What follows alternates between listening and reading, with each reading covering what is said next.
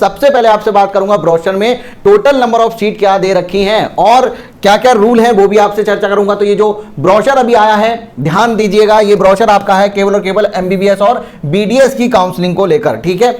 अब यहां पर अगर मैं टोटल एमबीबीएस सीट की बात करूं तो इस साल 2025 में अभी जो काउंसलिंग होगी उसमें टोटल नंबर ऑफ सीट आपकी रहने वाली है यहां पर 11,850, जिसमें आपकी ये जो सीट है 6,600 ये सीट आपकी प्राइवेट के लिए है और ये 5,250 ये आपकी गवर्नमेंट एमबीबीएस की सीटें हैं। क्या ये इतनी सीटें पूरी की पूरी यूपी को मिल जाएंगी, स्टेट कोटा में आएंगी? नहीं, इन सीटों को भी फर्दर डिवाइड किया जाता है यहां पर।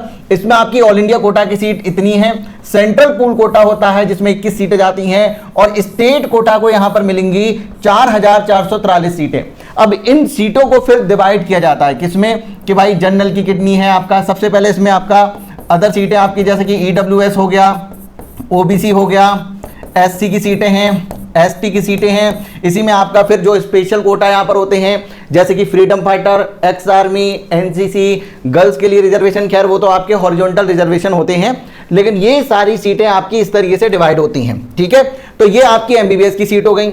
अब मैं आपसे यहां पर बीडीएस की सीट की बात करूं तो टोटल बीडीएस की अगर गवर्नमेंट कॉलेज की बात करें तो एक ही कॉलेज है केजीएमसी, जिसमें टोटल 70 सीटें हैं, जिसमें 9 सीटें आपकी ऑल इंडिया कोटा, 10 सीटें आपकी सेंट्रल पूल कोटा और स्टेट कोटा में आपकी 51 सीटें जाती हैं। इस वजह से कट ऑफ यहां पर थोड़ा सा हाई हमें देखने को मिलता है क्योंकि सीट ही कम है। अब ये सीट आपकी फर्दर डिवाइड हो जाएंगी किसमें, general, EWS, SC, ST, OBC में, ठीक है। चलिए भाई, इसके बाद अगर प्राइवेट की बात करूं तो प्राइवेट में टोटल 2100 सीटें हैं।